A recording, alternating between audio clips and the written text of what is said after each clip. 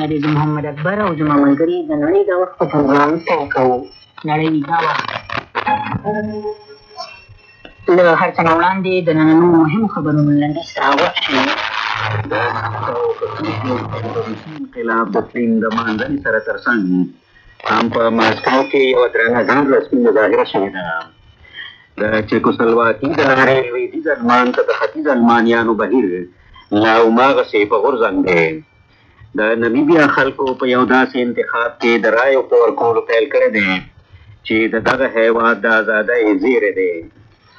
د نړۍ دا وخت په ننني پروګرام کې په شوروي اتحاد کې د کمونیستي اوښتونو سګنو نمانځنو ته په یوه کتنه او د کابل پوهنتون د پخواني استاد ښاغلي عثمان دوستار سره په مرکې سربیره یو له نور رپوټونه هم اورېدلی شئ. همدارنګه د نړۍ د وخت له پروګرام وروسته به د نوې ولسي یا کلتوري کیسه هم واورئ. خو تر ټولو دمخه پوره خبرونه وړاند ګوهر رحمان ګوهر.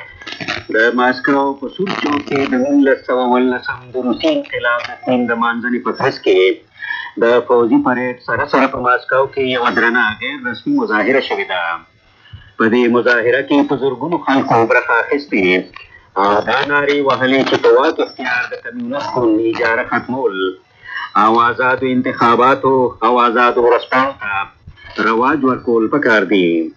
دا په شپېتو کالو کې لومړی ځل دی چې د انقلاب د فلم د مانځنې په وخت کې مخالفه مظاهرو ته په رسمیت اجازه ورکړل شوې ده. د پریډ په ترڅ کې د لینن د سرینه ښاغلي ګورباچوف ټلویزیون سره د مرکې په ترڅ کې وویل چې د هېواد اقتصادي ستونزې لکه د ډیماکلیس د تورې په څېر د شوروي خلکو په سر راځوړندې دي. ولې هغه زیاته کړه چې د سوسیالیزم د نوي کولو لارې ته شا کول به یوه تېروتنه وي. هغه وویل چې سوسیالیزم هم د هغو پرنسیپونو په رڼا کې لګیا د نوې کولی شي د هغو د لارې بالشویکانو د کارګره پرګنو انقلاب را دبره کړی و. یو خوا شوروي فوج د فلم په مانځنه بوخت و او بل خوا دا ډنګوسې وې چې لوړ رتبه قوماندانان دې خبرې وارخطا کړي دي چې اوس مخ په ذاتي خلک نه غواړي چې پوځ کې شامل شي. فوځي ورځپاڼه سور ستوری لیکي چې په دې وروستو ورځو کې د ګورجستان څه 1500 زلمي د لیک په ورتلو هم حاضر شوي نه دي. په آذربایجان کې د 1000 کسانو د استخدام یا برتي کولو کار ګډوډ پرې شوی او همدغه راز په ارمنیا کې هم مظاهرې شوي دي. د بالټیک په جمهوریتونو کې هم دې غوښتنو زور نیولی دی چې د دغه جمهوریتونو کم خلک پوځ ته لاړ شي پکار دي چې هغه یې د ملي خدمت 2 کاله هم په خپله جمهوریه کې تېر کړي. ولې د دفاع وزارت وایي چې دا کار ناشونی دی.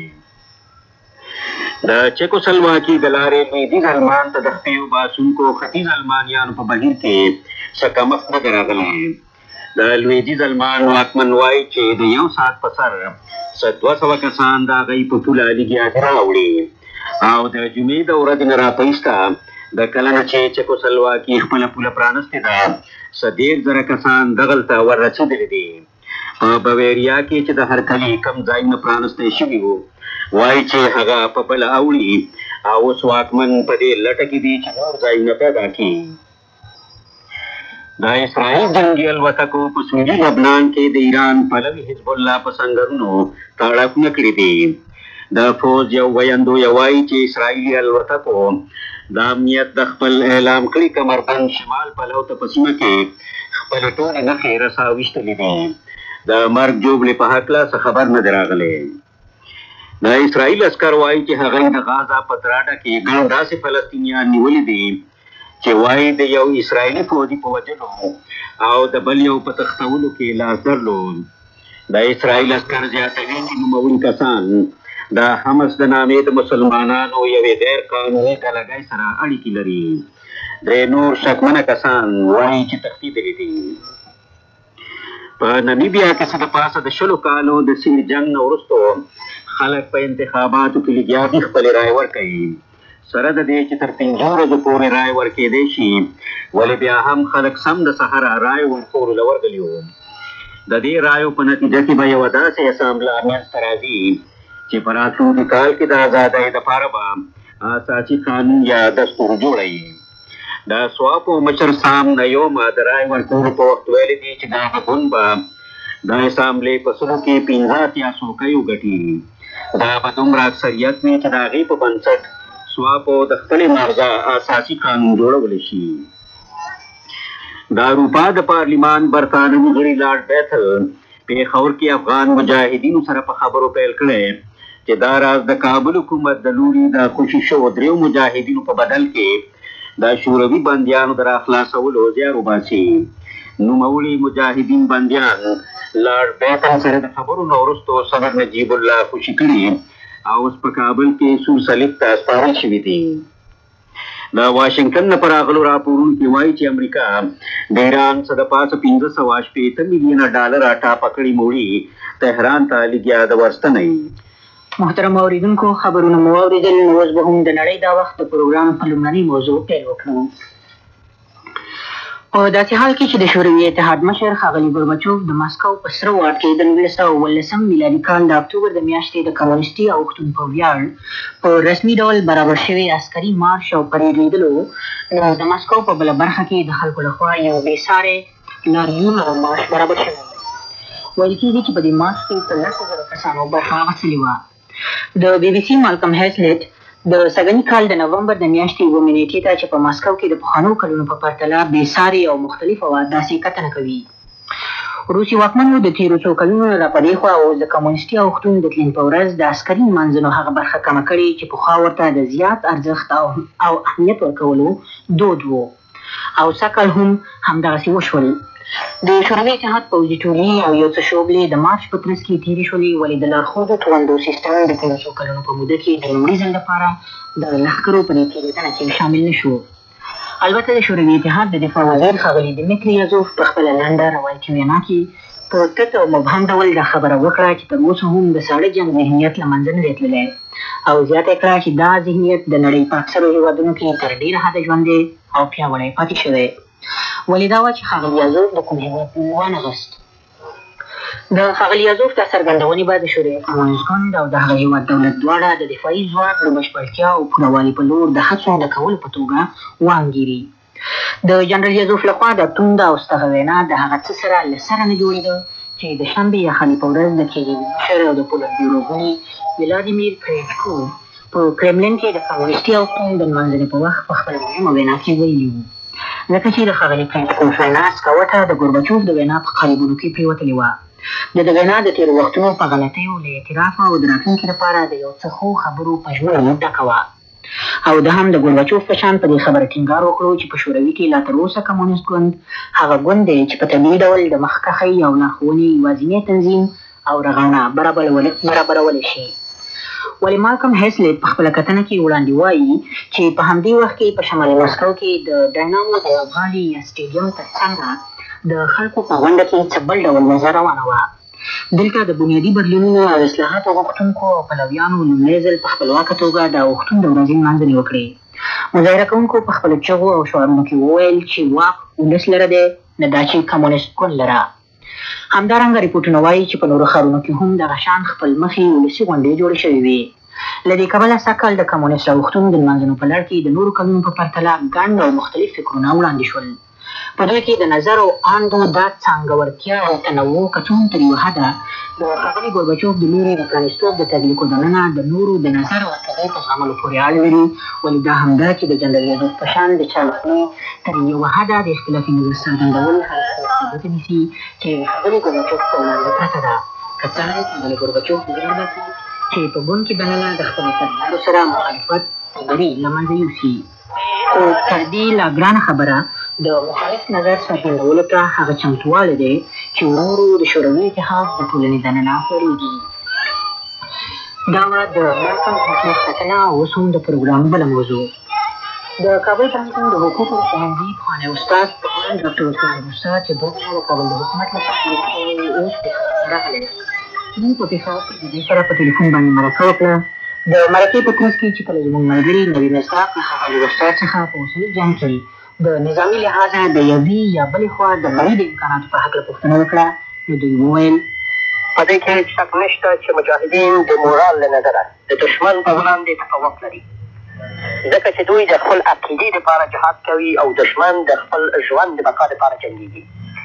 د بلې خوا سره له دې چې مجاهدین د افغانستان د قلمرو 80% تر خپل کنټرول لاندې راوړی دی. مګر په تشریحاتي لحاظ همدا اوس د مجاهدینو او د کابل حکومت ترمنځ یو نسبي توازن موجود دی. هر وخت چې دغه توازن د مجاهدینو په ګټه له منځه لاړه شي د هغوی بریالیتوب تضمینېږي. موږ ته د نظامي تفوق د ترلاسه کولو دپاره فقط یو لار پاتې کېږي او هغه دا دی چې د کابل حکومت د مسلح قواو مترادف عناصرو ته تشویق وکړو چې د خپل وسلې سره د مجاهدینو د صفوفو سره یو ځای شي. پس نو ستاسو پیشنهاد د موجوده جنګ د ختمېدو لپاره چې اوس د شوروي قواوې وتلي دي څه دی؟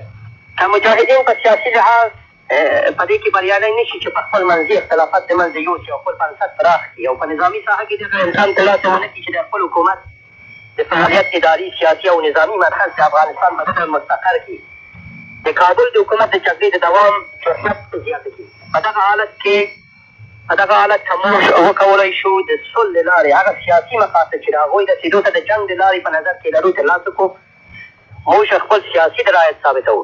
نن افغانستان دوه حکومتونه لري چې یو په کابل کې ده او بل په پېښور کې ده. زه غواړم ستاسو نه د مجاهدینو د حکومت په باب پوښتنه وکړم چې ستاسو په نظر که دا حکومت خپل بنسټ پراخه کړي نو کولی شي چې د صلح د یو الټرنیټیو په حیث مطرح شي؟ د بنسټیز حکومت اصطلاح هر بندنی هېواد په خپل سیاسي ګټه تفسیر کوي او غواړي چې د خپل تر حمایت لاندې افغاني سیاسي ګروه ته دا موقع پیدا کړي چې په راتلونکي حکومت کې ګډون وکړي. د دې په خاطر چې د مختلفو خارجي هېوادونو ترمنځ چې زموږ په 11 کلن جهاد کې سرمایه ګذاري کړې او غواړي چې د هغه نه بهره برداري وکړي، د سیاسي ګټو یووالی نه لیدل کېږي.